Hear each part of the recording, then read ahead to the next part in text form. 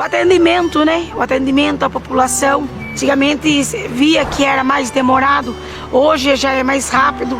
Eu vou falar, tirando por mim, né? Eu cheguei aqui no postinho, no meu bairro ali, do Vida Nova, e já fui marcada com especialista. Ter novas unidades de saúde vai mudar muito para a população, porque a gente precisa. A UPA pediátrica que está saindo agora, quantos anos essa cidade está esperando? Porque a vida não espera, e a saúde também não espera. Não tem bem maior que a saúde.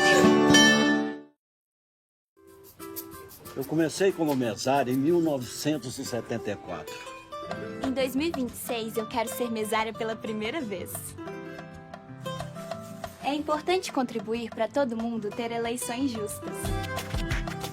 A gente se sente útil e valorizado. É muito gratificante. Seja mesária ou mesário voluntário. A democracia nós fazemos juntos. Justiça Eleitoral, a justiça da democracia. Empreender é construir caminhos todos os dias e ninguém precisa fazer isso sozinho. A Associação Comercial e Industrial de Piracicaba é o ponto de encontro de quem trabalha e acredita na força dos negócios. É na ACIP que mais de 7.600 empresas se conectam, ampliando relacionamentos e fortalecendo negócios. E desses encontros nascem as histórias que fazem Piracicaba crescer. ACIP, conectar para fortalecer. Para identificar ligações irregulares, quando a rede pluvial está diretamente ligada na rede de esgoto, causa de muitos extravasamentos, a Mirante utiliza testes de fumaça, uma técnica simples que não oferece nenhum risco à saúde humana ou de animais. Técnicos inserem uma máquina geradora de fumaça na rede de esgoto, e se houver alguma ligação irregular, a fumaça aparecerá em pontos inesperados, como ralos, calhas, caixas de inspeção e galerias de águas pluviais. É a Mirante, trabalhando por você.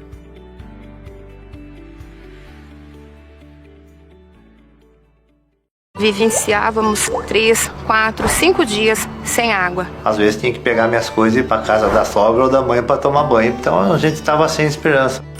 Mas ainda bem que o problema foi resolvido. Chego agora do trabalho e não tem falta de água mais, né? E eu tenho visto um trabalho sendo feito. A água significa saúde, né? Significa qualidade de vida. Terem trazido a água transformou vidas. A água não pode faltar para ninguém. Você tem mais uma chance para quitar suas dívidas com a Prefeitura de Piracicaba. Nova etapa do Refis 2026. Até 90% de desconto nas multas e juros e parcelamento em até 120 vezes. Aproveite!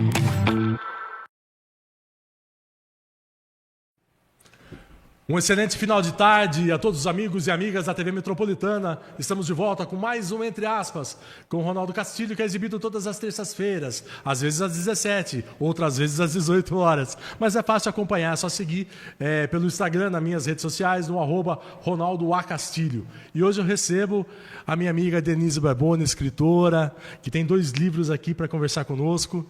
Tetraneta de Prudente de Moraes, uma história marcante na política brasileira. Boa tarde, Denise. Boa tarde, tudo bem? Tudo jóia. Denise, conta um pouquinho pra gente, por entre aspas, né, como começou esse gosto seu pela literatura, por escrever? Bom, na realidade começou com uma história meio triste, começou com a morte da minha mãe, com uma sessão de terapia, onde a minha terapeuta Luciana Ravazzo disse que eu deveria escrever, senão eu iria ficar louca. Nossa, ela foi direta, né? Foi direta. Então, eu comecei a escrever e durante o processo da terapia, foi ao longo de um ano, eu escrevi.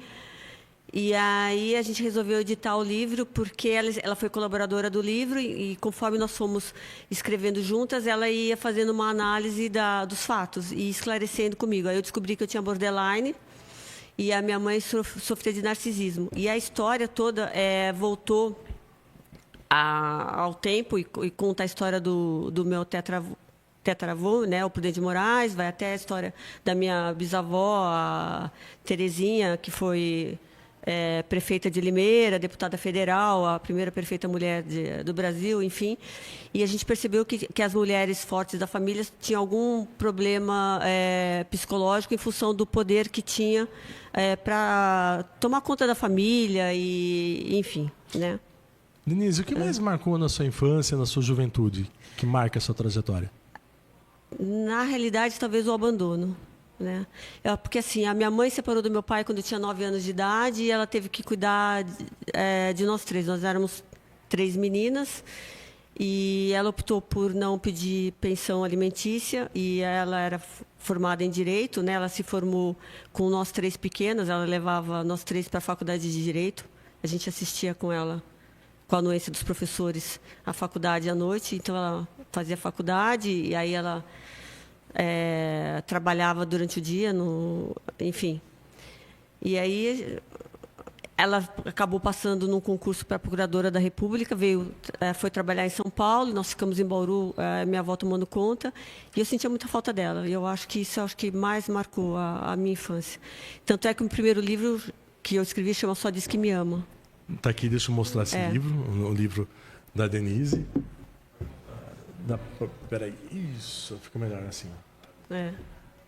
Esse foi o primeiro livro, né, que fala sobre a questão da morte da tua mãe. Né? Isso. Que veio por intermédio disso daí. Conta um pouquinho mais sobre esse livro. Então, esse livro mostra a minha relação com a minha mãe, que eu fui entender que, na realidade, não é que ela não me amava, ela não sabia o que era amar, né? Foi uma relação muito difícil dela com os pais dela, que também sofriam também uma relação muito fria, em função do poder da família, que já vinha de gerações para gerações, que isso só aprendi com a Luciana Ravasio, que é explicado no livro.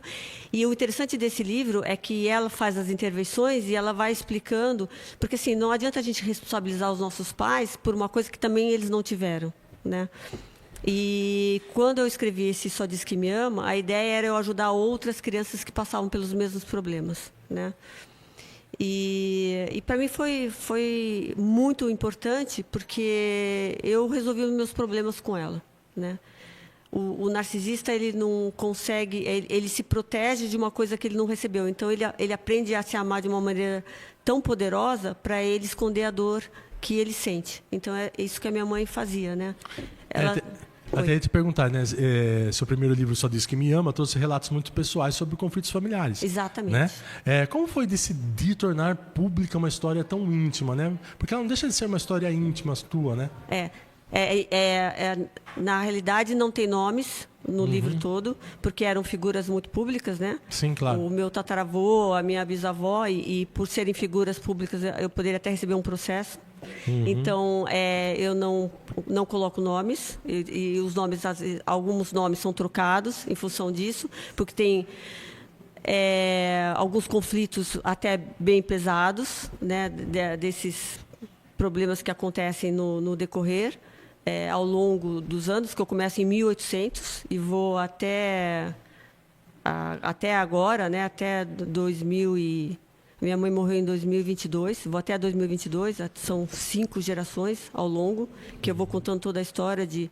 Então tem o antissocial, tem o borderline, tem o narcisista, tem o psicopata, e vai passando por todos os problemas psicológicos que as pessoas vão enfrentando por ou abandono, por falta de amor, ou excesso de amor, que vai acontecendo nas décadas, né? Por excesso de poder, enfim, que eu vou contando no livro. E aí o que aconteceu? Quando eu fui lançar o livro, que eu lancei aqui em Piracicaba, até porque toda a minha família é de Piracicaba e de Limeira, uma semana antes, eu fiquei 1 ano e meio sem fazer os exames anuais, eu acabei resolvendo colocar em dia, eu descobri que eu estava com câncer, uma semana antes de lançar o livro aqui em Piracicaba. E aí eu falei, bom, eu vou lançar o livro e depois eu vejo o que eu faço. Então, eu acabei lançando o livro aqui em Piracicaba, e aí, quando eu voltei para São Paulo, eu fui tratar do câncer, né? E aí a gente vai falar de um próximo livro que relata sobre essa experiência que você teve. Exato. E aí eu passei 1 ano cuidando desse câncer, né? Que é o que a gente vai tratar agora nesse livro, outro livro. que é o que a gente está conversando, que eu estou lançando agora de novo aqui em Piracicaba. Parece que é um ciclo que se encerra, né? Que eu espero que se encerre agora, né? Ainda falando do primeiro livro, houve medo da reação da família ou de pessoas próximas? Muito. Sobre a publicação? Muito tal? medo. Até por isso que você trocou os nomes, né? Muito medo. Bastante. Até porque quando souberam que eu estava lançando o livro, muitos me procuraram para entender o teor do livro, né? E aí eu disse que na realidade o livro era a intenção de eu explicar minha relação com a minha mãe. Eu só estava indo até o Prudente de Moraes porque eu explicava que o poder começa de lá, né? Obviamente de um presidente da República que tem que lidar com a Guerra de Canudos, que fez muito mal para ele, porque ele não queria essa guerra, que matou mais de 20 mil pessoas. Depois teve o atentado, que morreu um ministro da guerra para defendê-lo.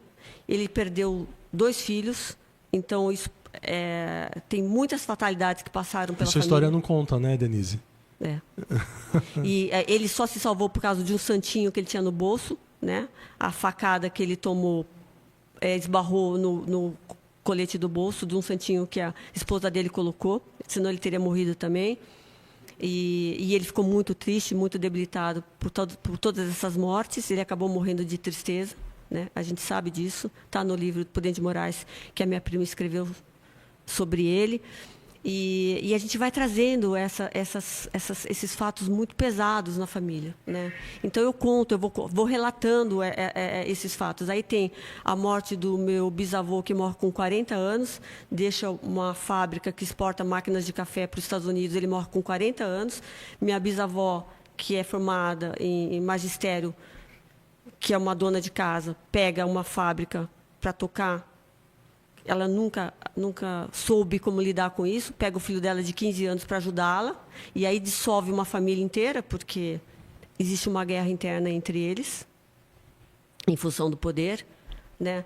Ela acaba diluindo essa fábrica, porque ela se envolve em política, ela passa a ser uma figura política, ela começa a lutar contra o Getúlio Vargas, por causa da Revolução de São Paulo, né, constitucionalista, de 32, e ela começa a usar a fábrica para fazer armamentos de guerra, folhetos políticos, e aí os filhos também não entendem esse processo dela, e ela acaba cedendo a casa dela para virar a prefeitura de Limeira, enfim, cria escolas técnicas, porque ela tem um perfil comunista, né, mas um comunista de verdade, né, porque ela doa todo o dinheiro dela para Limeira, enfim, para construir o bem para Limeira. Então, tem passagens assim muito sérias, né, de toda a família, que eu vou norteando nesse primeiro livro do Só Diz Que Me Ama, que vai transformando a família, né? Então, a minha mãe foi internada num colégio de freiras quando ela tinha 9 anos de idade, porque os pais não sabiam lidar com ela, porque ela tinha esse perfil muito diferente, né, de querer ser independente, porque ela já era muito forte, muito diferente da época dela, né? Então os pais não sabiam lidar com ela, internam ela, ficam 1 ano sem visitá-la nesse colégio interno, ela se sente abandonada, aí surge o narcisismo para ela poder se defender, né? E aí começa toda a história, né? E depois que você publicou esse livro, Só Diz Que Me Ama, você teve algum retorno dos leitores, até da própria família? Da família, nenhum. Mas dos leitores, sim. De leitores, então teve as pessoas me acharam no Google, então teve olha como a vida é cíclica, né? Olha, uma pessoa que tinha sido estagiária da minha mãe no INSS, mas sem saber que eu era filha. Ela tinha uma filha que se cortava, porque era muito depressiva, e ela tinha descoberto que a filha era borderline, também como eu. E ela procurando no Google borderline, ela achou o meu livro, e ela comprou o meu livro, foi atrás de mim no Instagram, que ela estava desesperada, não sabia como lidar com a filha já tinha tentado suicídio 2 vezes. Aí conversou comigo por horas e horas e horas, eu indiquei a minha terapeuta, e hoje ela faz tratamento com a minha terapeuta para aprender a lidar com a filha.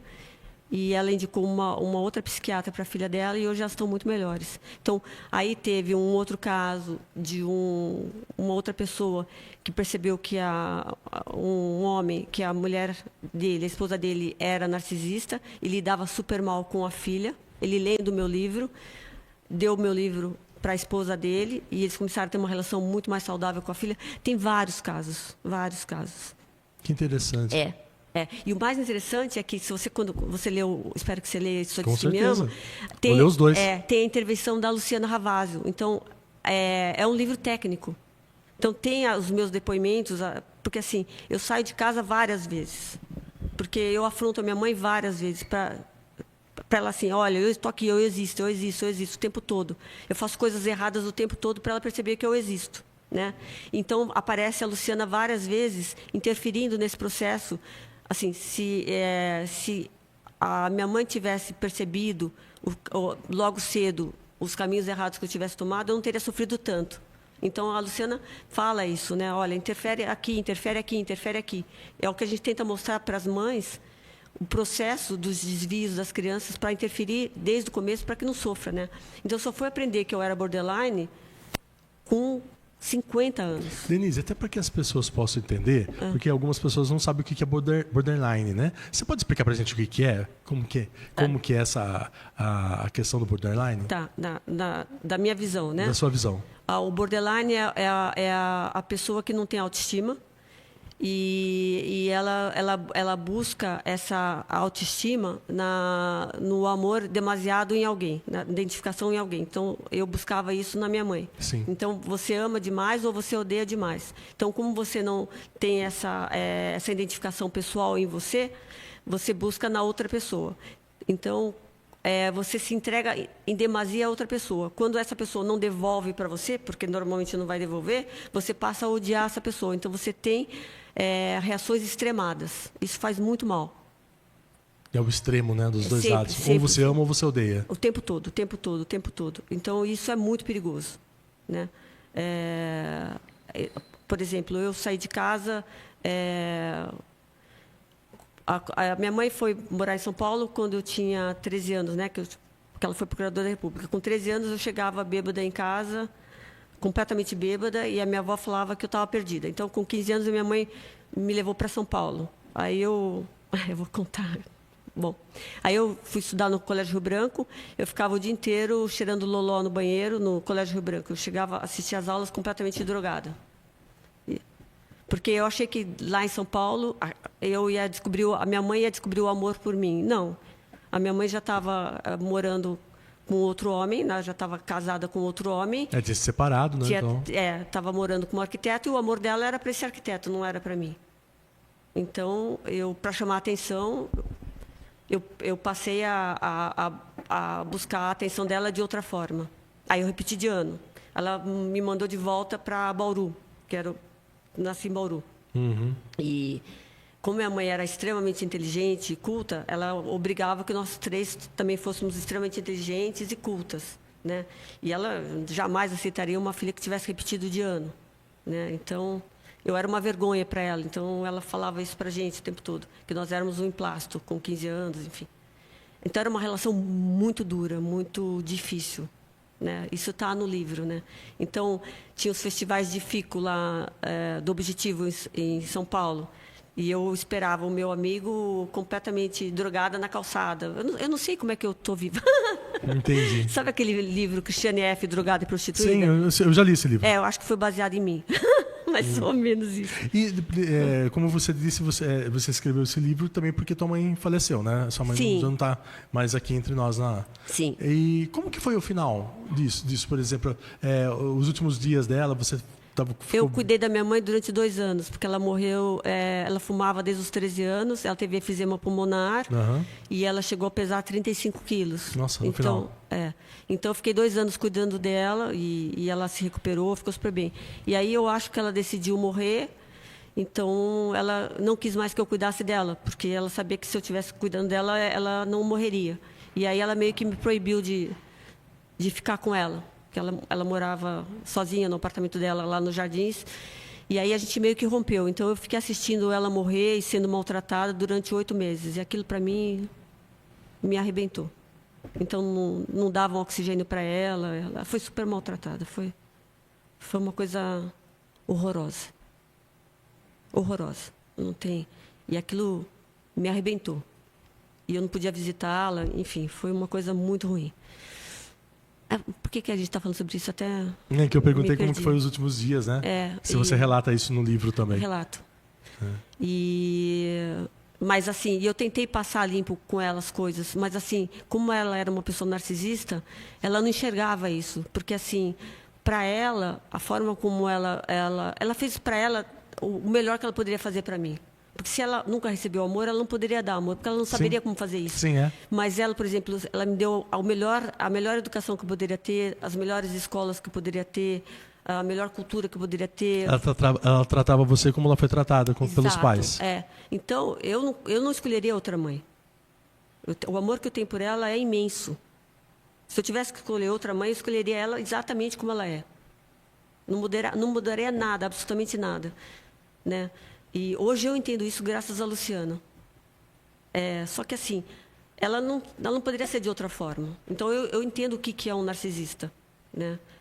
Por isso que esse livro é tão importante, porque essas psicopatias, elas são formadas através dessas relações sociais de pais e filhos, né? Que sempre são inacabadas ou são tortuosas, né? Ninguém tem uma relação perfeita. Tenho certeza que claro que não. E a Luciana explica isso muito bem, né? O que a gente tem que fazer é saber conviver com isso e ir quebrando esses ciclos, né? Quebrando esses paradigmas, né? Exato. E da minha família eu fui a única que quebrei esse ciclo. Legal. Então, se você tem interesse em adquirir esse livro, Só Diz Que Me Ama, né? Tá na Amazon, né? Esse também tá. Esse também tá na Amazon. É só entrar lá no site da Amazon, amazon.com, e você digitar o livro lá, Só Diz Que Me Ama, de autoria de Denise de Barros Camargo Barboni. Você vai localizar lá e adquirir, que eles entregam rapidinho, né? A Amazon é rapidão na questão da entrega. E aí, logo depois, você lança esse livro aqui em Piracicaba e daí você descobre que tem câncer de mama. Né? É isso? E aí, como que foi esse choque dessa descoberta? Você estava com uma peça rara na mão, né? Que é o teu livro, né? Relatando a sua vida pessoal, né? E aí, como que é descobrir, antes do lançamento, que você estava com câncer? Então, eu decidi que eu não ia tratar do câncer antes de lançar o livro, na minha cabeça. Eu decidi duas coisas. Primeiro, que eu não faria quimioterapia, em hipótese nenhuma. E segundo, que eu não ia lidar com o câncer antes de lançar o livro. Estava resolvido na minha cabeça. O que aconteceu? Eu fui para Limeira, que é a minha madrinha de batismo, que é a minha segunda mãe, mora lá. E quando eu cheguei lá, estava a família desesperada, né? Porque a família adoece antes do doente. Então, isso está no livro. E eles só queriam falar sobre o câncer. E eu não queria falar sobre o câncer, porque a minha cabeça estava focada no lançamento do livro. Porque eu achei que com o lançamento do livro eu tinha encerrado um ciclo, que eu estava feliz, que eu tinha me recuperado, né? E aí começa a história de eu querer escrever esse livro. Porque E aí você lança esse livro em Piracicaba, né? Piracicaba. Só que eu fiquei em Limeira, porque a minha família fica em Limeira. Sim. Né? Aí eu tive que dar um basta na família.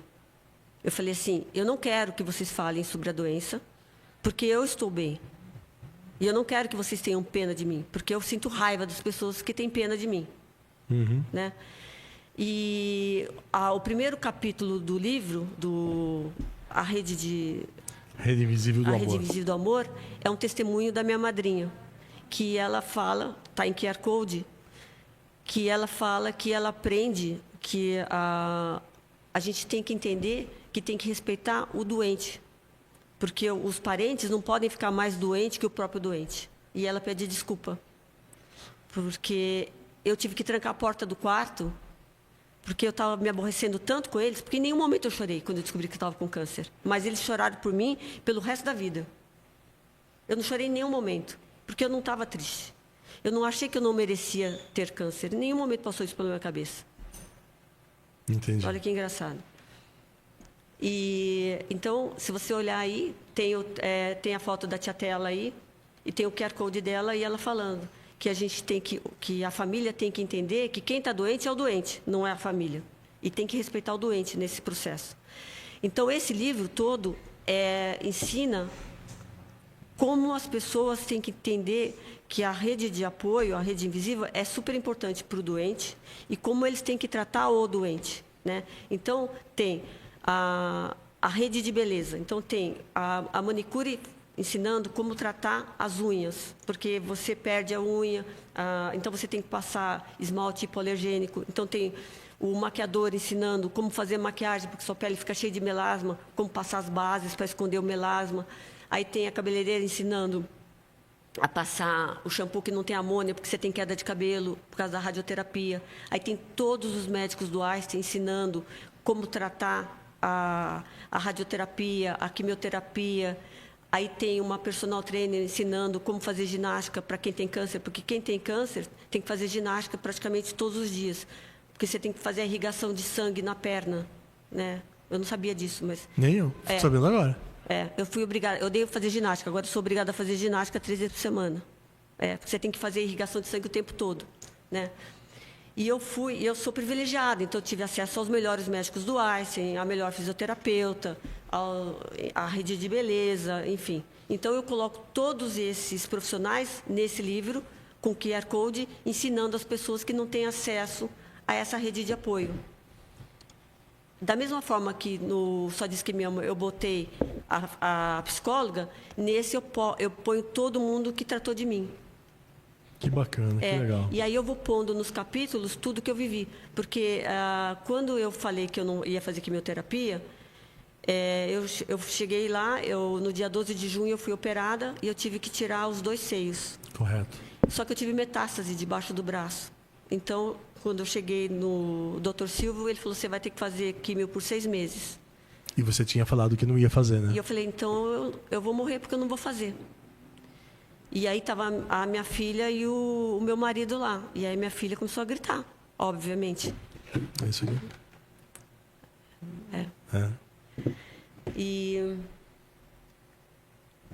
E aí o Dr. Silvio falou assim, não, então vamos fazer o seguinte, eu vou procurar um oncologista mais novo que vai indicar um outro tipo de tratamento para você. E aí ele me indicou o Dr. Pedro Moraes, que também é do Einstein, e aí o Dr. Pedro falou assim, olha, existe um exame chamado Oncotype na Califórnia, que é feito em 1% das mulheres. São mulheres que já estão na menopausa, acima de 45 anos. A gente vai pegar a sua biópsia das células cancerígenas e vão levar para a Califórnia. Se as suas células derem menos que 25%, a quimio não vai fazer efeito nenhum em você. Uhum. Então, a gente mandou para lá a biópsia das minhas células, que foram retiradas do meu seio. Uhum. Ele falou, quanto mais tempo demorar, melhor é. Porque se cortar a primeira célula e der 25, vai voltar e vai ter que fazer. E eu falei, olha, eu não vou fazer. Ele falou, tudo bem, mas pelo menos dá um norte no teu tratamento. E aí demorou pra caramba. E quando voltou, todas as minhas células tinham dado abaixo de 19%. Quer dizer, a químio não ia fazer efeito nenhum para mim. Você estava certa, então. Eu estava certa. E isso eu também falo no livro. Eu acho que as pessoas têm que ir muito bem informadas no médico. Porque as pessoas chegam tão desesperadas que elas querem tudo. Elas o querem... impacto do diagnóstico, né? E eu não sei se é porque eu sou espírita, eu não cheguei lá desesperada. Eu estava pronta para morrer. Eu falei, está tudo certo. Uhum. Se eu tiver que morrer, está tudo certo. Você até escreve aqui sobre a busca da espiritualidade, né? Eu fiz uma cirurgia espiritual depois que eu fiz a radioterapia. Mas eu não fiz pedindo a cura, porque eu já estava curada. Eu fiz para poder falar com Deus, para agradecer. Eu conto aí como é que foi a cirurgia espiritual, e aí tem um depoimento das pessoas que me levaram para fazer a cirurgia espiritual. Então, o diferencial desse livro é justamente isso. Tem todos os depoimentos das pessoas, o que elas ensinam para você, e o relato dos familiares. Mas, assim, obviamente que você não passa em brancas nuvens, né? Então, hoje, o meu marido, por exemplo, que desmaia para tomar a injeção, ele que teve que ficar 1 mês trocando os meus curativos. Eu tive que tomar injeção na barriga por causa de... para não ter... sangue, para não coagular sangue... trocar os drenos, que você tem que ter 2 drenos, tinha que ficar medindo lá questão de pus, essas coisas. É terrível. Eu fiquei 2 meses sem ver o meu corpo, porque eu não aceitava. Então, eu tinha um seio que ia para o norte, outro para o sul, porque a primeira operação fica horrível o seio, né? Você fica, só que tudo esvaziado, e apesar de ela ter levado 4 próteses no dia para fazer a prótese de silicone, por causa da radioterapia, a prótese encapsulou. Então, uma subiu e outra desceu. Eu só pude operar de novo depois de 1 ano. Então, eu não conseguia ver, porque aquilo lá não é você. É muito complexo. Então, eu falo no livro para as pessoas não perderem em nenhum momento a autoestima. Então, eu ia para o Einstein super bem arrumada. Então, a enfermeira falava assim, você é acompanhante? Eu falava, não, eu sou paciente. Porque eu acho que na hora que você perde a autoestima, você está deixando a doença vencer você. E a outra coisa que eu falo assim, pede ajuda. Normalmente, o paciente do câncer, ele sente vergonha de pedir ajuda. E nessa hora, a doença começa a ficar pesada demais. Eu não tinha vergonha de pedir ajuda, né? Então, essa rede invisível, que eu falo, a rede invisível do amor, é muito importante. Porque você divide o peso da doença. É obviamente que você vai ter algumas negativas. E essas pessoas que não puderem te ajudar, está tudo certo. Elas não têm força suficiente, e você vai buscar outras pessoas que têm força. Então, você vai diluindo o desconforto dos outros. Denise, existe o antes e o depois de um câncer? Você pode falar um pouquinho sobre isso? Eu sou outra pessoa. Muda completamente. É. E isso quem falou para mim foi meu marido. E eu falei assim, quando eu termino a radioterapia, que foi em 2025, eu falei, acabou. Ele falou, não. Ele falou, só está começando. Ele falou assim, a nossa vida nunca mais vai ser a mesma. E não é. Não é a mesma coisa. Você muda completamente. O câncer não tem fim. Você tem uma vida de sequelas para sempre. Por exemplo, o meu câncer foi de hormônio. Então, eu vou ter que usar um bloqueador de hormônio para o resto da vida. Vou ter que tomar esse remédio por 7 anos. Então, eu tenho uma espécie de reumatismo. Então, eu tenho dores no corpo inteiro, né? Dá para você conviver com eles, com certeza. Mas você sempre sente dor. Então, você não pode reclamar, porque senão você vira uma chata eterna. Isso é uma coisa que você tem que se acostumar. Você tem problemas na sua vida sexual, porque a sua vagina ela afina. Você tem que cuidar disso. Então, eu tive que fazer 5 sessões de laser vaginal. Você tem que ir atrás. Você não pode aceitar aquilo como se fosse sua verdade. Não é. Você tem que ir atrás de todos os médicos. Isso o médico, ele não existe, ele não te ensina. Normalmente, os médicos não fazem uma junta. Deveria ter um psicólogo, uma ginecologista, um oncologista, um mastectologista, todos juntos. Não existe. Eles trabalham carreira solo. Eu falo isso no livro. Não deveria. Deve ter uma junta que fica com você... Uma equipe, né? O resto da vida. Então, eu tive que procurar sozinha. Então, eu vou... Todo mês eu tenho que ter algum deles comigo. Então, eu fui na ginecologista, eu falei assim, olha, o meu mastectologista disse que é normal. Ela falou, lógico que não é, essa dor. Porque acaba com o casamento. Sim. E eu não quero isso para mim, né? E aí eu fiz essas sessões de laser, estou excelente agora. Então, é isso que você tem que ir buscando, né? Mas, assim, se perguntar, você tem medo de morrer? Não, não tenho. Mas, assim, qualquer dor que surge, você acha que é o câncer? Acho. Outro dia eu tive uma dor horrorosa, eu achei que eu fosse morrer, mas eu estava com pedra no rim, estava com uma pedra de 8 centímetros. Eu achei que era câncer, que tinha voltado. Não falei para o meu marido, a gente foi para o Einstein de novo. Fica no subconsciente, né? Fica. Que coisa. Fica assim. Denise, qual foi o momento mais difícil de todo o tratamento que você sentiu? Falou, nossa, esse momento é difícil. Eu acho que foi tirar os 2 seios. Acho que sim. Você não se reconhece. Apesar de eu ter feito a operação na hora de ter colocado e ter ficado um horror, ficou ruim. Um norte e outro sul? Depois? Depois de 1 ano, depois ficou bom. Uhum. É complicado. Em algum momento você perdeu a esperança? Não, nunca. Você sempre achou que ia dar certo? Sempre. Que no final ia dar tudo certo? Sempre, sempre achei. Como sua família enfrentou todo esse processo? Eu acho que pior do que eu. Hoje a minha filha sofre de fibromialgia. Minha filha de 22 anos. Nova? porque ela acho que não aceitava eu não querer fazer quimioterapia, porque ela... Achava que você deveria fazer. Porque eu assinei minha sentença de morte e o meu marido tem aquele zumbido no ouvido, sabe? Que não passa nunca. Eu acho que assim, eu tenho um capítulo que eu chamo de doentes invisíveis. Tá no livro. Tá. E o meu cachorro teve o câncer na orelha. É o Woody? O Woody. Fala um pouquinho do Woody. Você escreve no livro também. Então. Eu descobri que eu estava com câncer no dia 27 de maio. E o Woody teve o câncer no dia 10 de maio.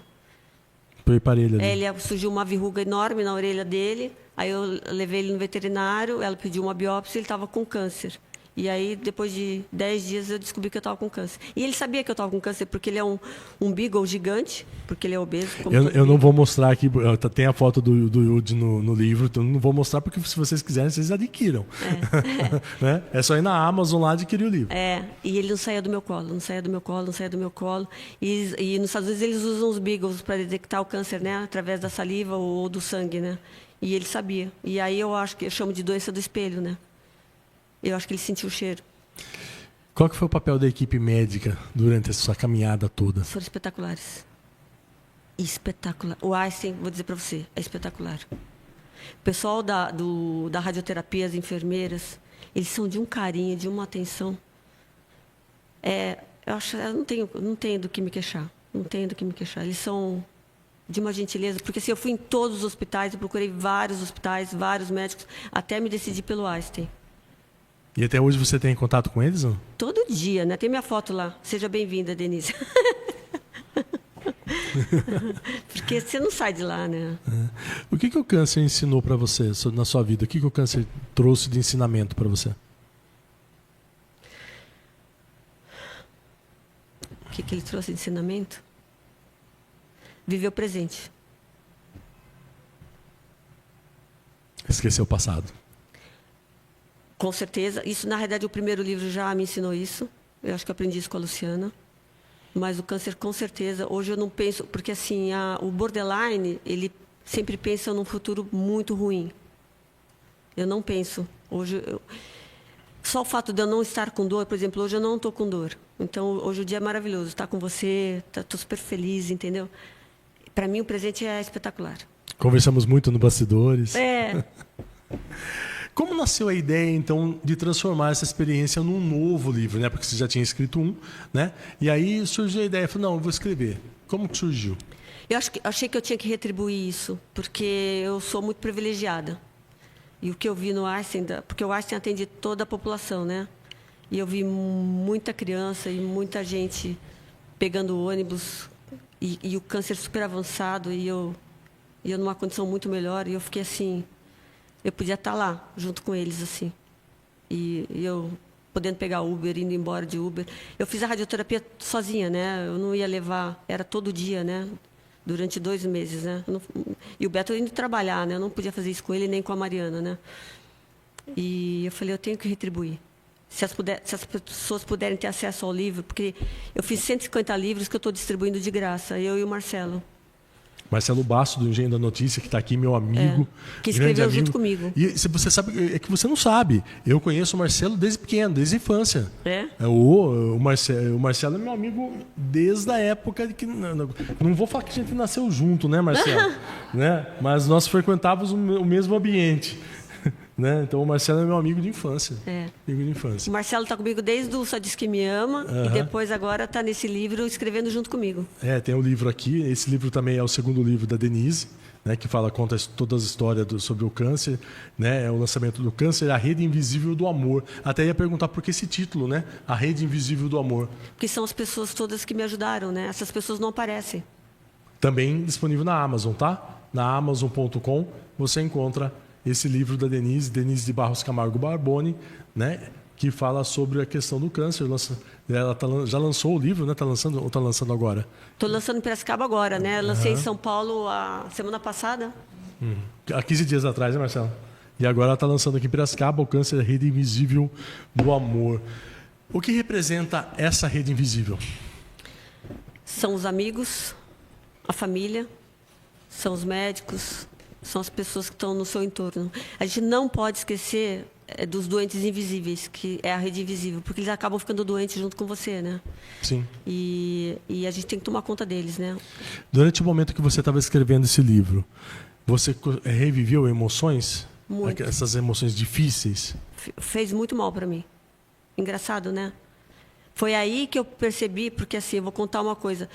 Quando eu fiquei doente, todos os médicos falaram assim, você tem que procurar terapia. E eu falei, eu não quero passar por isso de novo. Eu sou forte, eu estou super bem. Você já tinha passado, né? Com falei, não preciso, sou muito forte. Eu sou bacana. Já passei por isso. E aí, na hora que eu escrevi, eu falei, meu Deus, eu deveria ter procurado uma terapeuta. Porque eu chorei muito para escrever esse livro. Na hora que você lê os capítulos, você vai entender. Porque eu percebi que foi muito dolorido para mim. A história do Woody, de ver o Beto doente, de ver a Mariana doente, quando queimou meu seio, quando a enfermeira tinha que tirar o meu sutiã e eu de olho fechado, e de não aceitar, foi complicado. Houve momentos em que você precisou interromper a escrita por causa das intensidades das lembranças? Sim. Sim. E eu até falei para o Marcelo, eu acho que eu não vou terminar o livro. Eu estava já chateada. E aí eu falei assim, o próximo livro vai ser psicografado. Aí o Marcelo deu um chá de ânimo em você. Ele fica nervoso às vezes. O Marcelo é bravo. Ele é bravo. Ele é bravo. Não é nada. O livro fala muito sobre espiritualidade, né? Você já acabou de falar. Qual foi o papel da fé durante esse tratamento, muito importante, Denise? Muito importante. Bom, eu rezava todos os dias, né? Eu rezo todos os dias. Mas eu não rezo para pedir, eu rezo para agradecer. E a única coisa que eu pedia é que eu não carregasse o que eu não conseguia suportar, entendeu? Que tudo bem a doença, mas assim, que ela não fosse tão dolorosa ao ponto de eu não suportar. E até você acredita, você até falou sobre a espiritualidade, você acredita que a espiritualidade e a medicina, elas caminham juntas? Total. Porque você viveu isso, né? Dos dois lados, né? Eu acho que eu fiquei com câncer em função do problema com a minha mãe, né? De carregar aquela dor, de ver a doença, eles maltratando a minha mãe, maltratando, eu não podendo fazer nada. O câncer veio em função disso, eu tenho certeza absoluta. E tudo que foi passado, né? Durante todo esse processo. Sem dúvida. Qual mensagem espera deixar para quem está enfrentando um câncer nesse momento?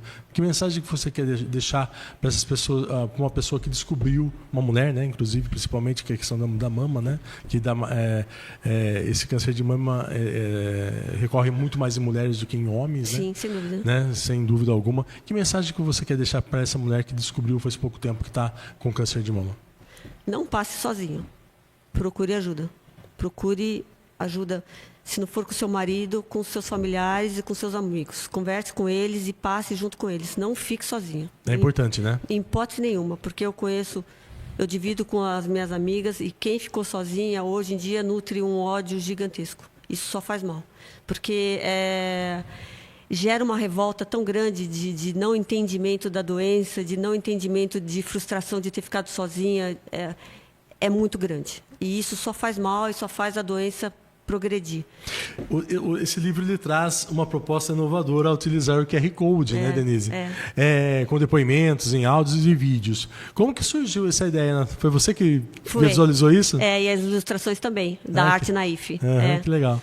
Porque assim, como é que eu poderia emprestar essa ajuda que eu tive dos médicos do Einstein para as outras pessoas? Ou, por exemplo, desse desembargador com tanto conhecimento em direito. Eu vou até mostrar o QR Code aqui em algumas situações. Pega né?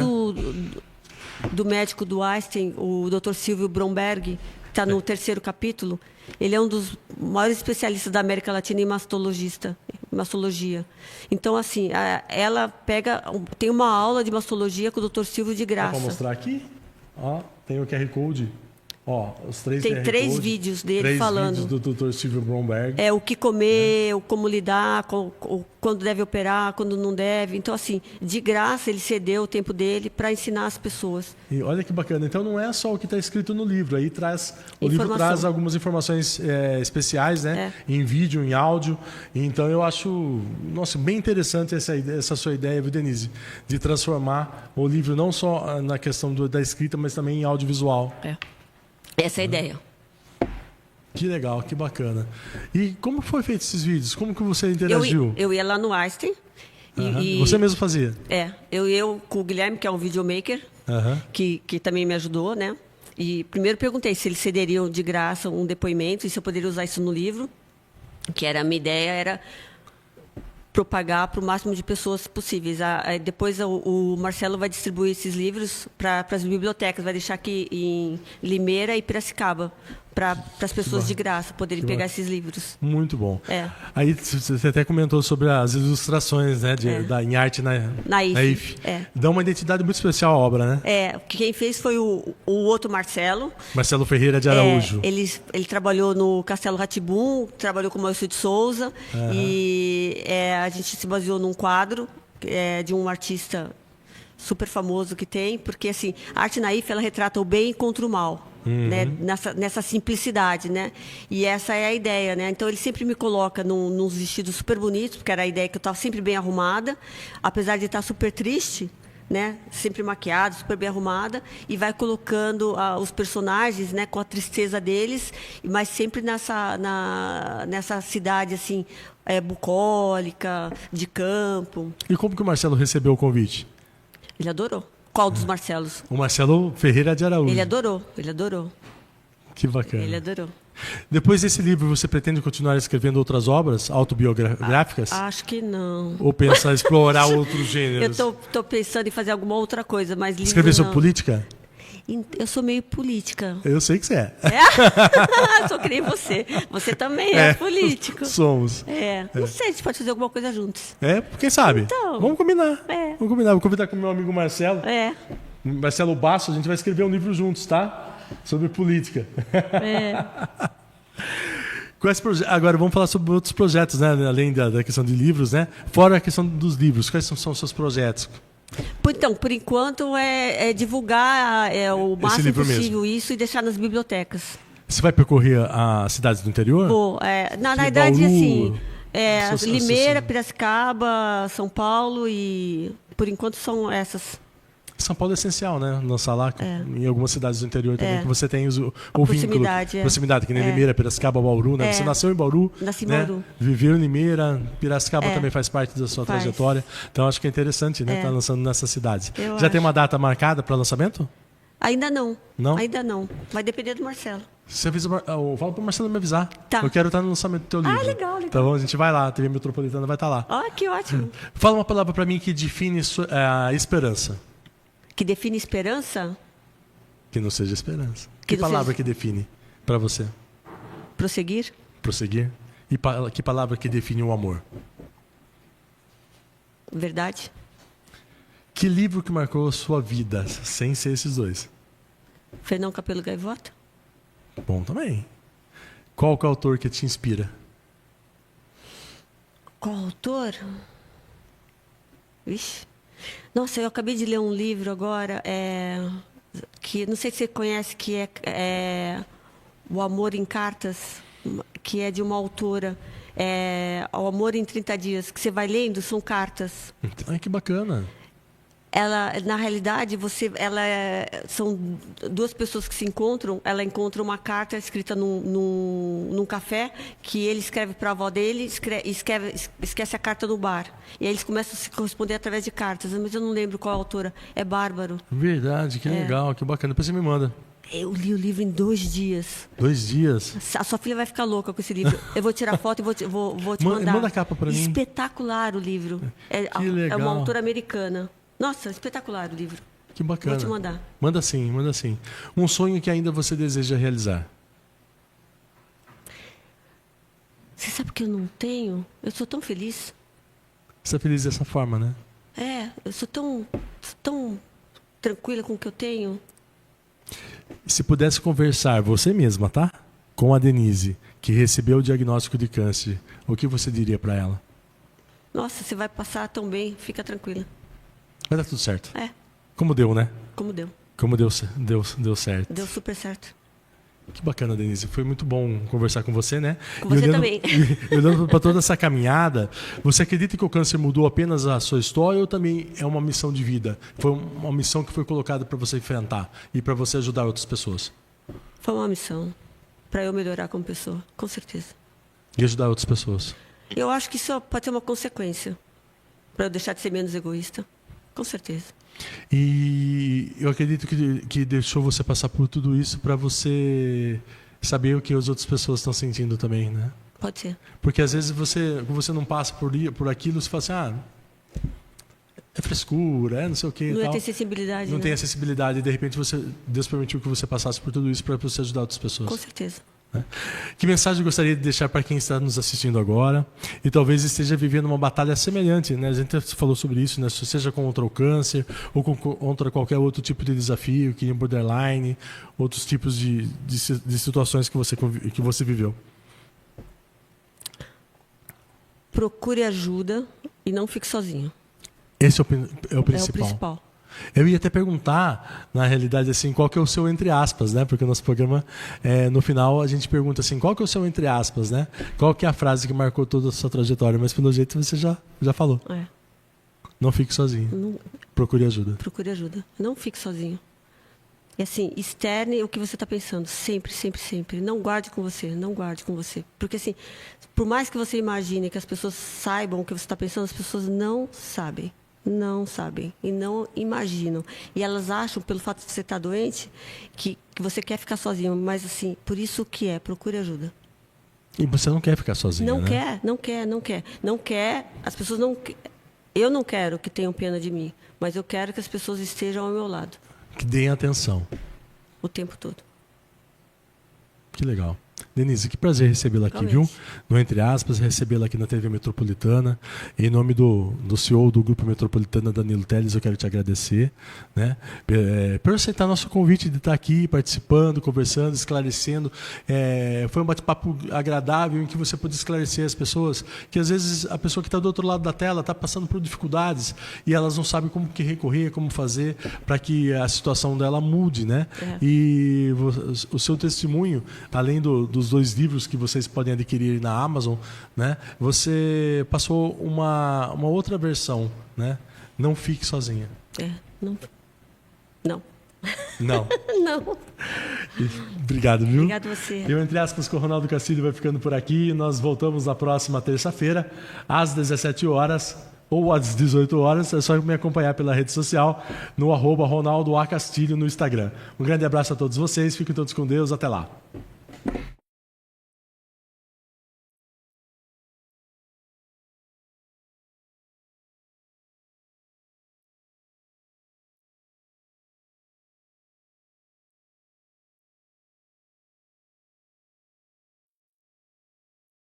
Você tem mais uma chance para quitar suas dívidas com a Prefeitura de Piracicaba. Nova etapa do Refis 2026. Até 90% de desconto nas multas e juros e parcelamento em até 120 vezes. Aproveite!